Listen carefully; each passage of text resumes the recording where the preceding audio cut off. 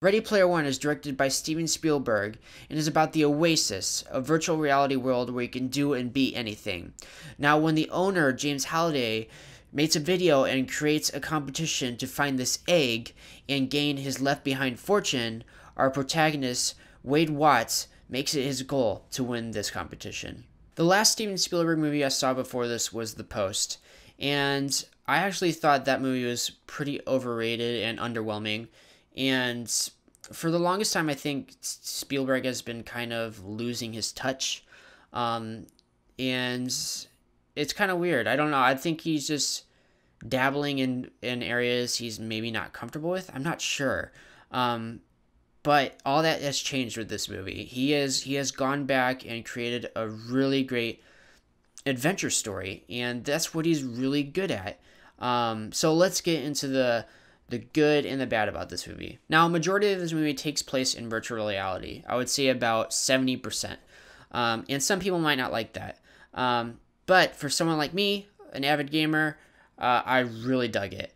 The actual visuals of the movie were out of this world. It looks so good. It's like if you were playing a video game and were to watch a cutscene. It looks that good. So not only the visuals look fantastic, the actual like pop culture references they do in this movie actually make sense. They have a purpose. They're not just thrown in there for, hey, look at that character, that's cool. Hey, look at that character, that's cool. No, they're actually thrown in there for a reason.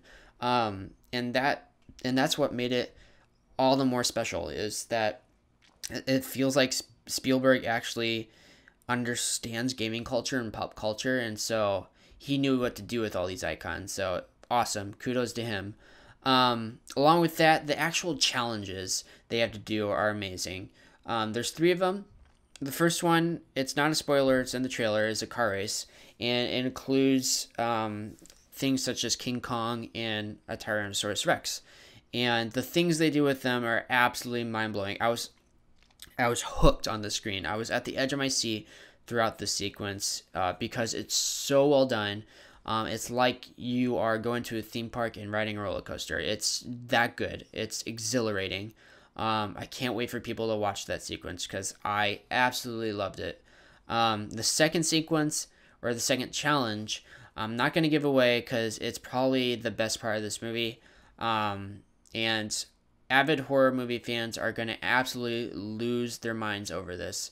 I know I did, and I couldn't believe it was happening, actually. I didn't expect it at all, and I think people are just going to lose it when they see it. So, very excited to see people's reactions about this challenge. Now, the third challenge is not up to the par of the first 2, but the actual final battle is pretty cool because more of the pop culture icons come into play. Really neat to look at. Pretty cool stuff. But yeah, the final challenge is just not up to the same level of the first 2, which is kind of a bummer. But you know what? The first 2 are just so good it doesn't even matter to me. It's those 2 sequences are just replaying my mind over and over again. They were that good. So with the good out of the way, let's get into my very few nitpicks of this movie. Now, like I said, about 70% of this movie takes place in the virtual reality world. And while that's cool, it hinders the development of the real world characters. And when they start to develop the relationships and people get closer and relationships die, relationships are born, you don't really feel that much because you don't spend much time with them. And this is going to bother some people because this movie is very light on story. It's that's not the focus of this movie. The focus of this movie is on the virtual reality world and escaping the kind of crappiness of the real world, and getting lost and doing whatever you want in this virtual reality world, which is fine with me. I dug it. That's what I wanted to see this movie for, is I don't want to spend more time in a crappy real world. I want to go into something I haven't experienced before. And for me, it was a huge win.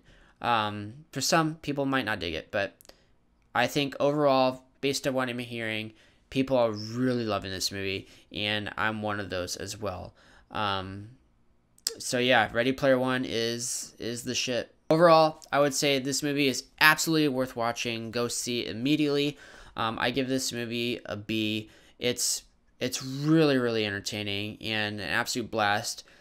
Just I wish there was a bit more of the character development, because you almost feel nothing emotionally. I wasn't really invested into the characters. My heart was filled with delight because I was just experiencing so many things I grew up with, and it was fun. It's a really fun movie and really well made.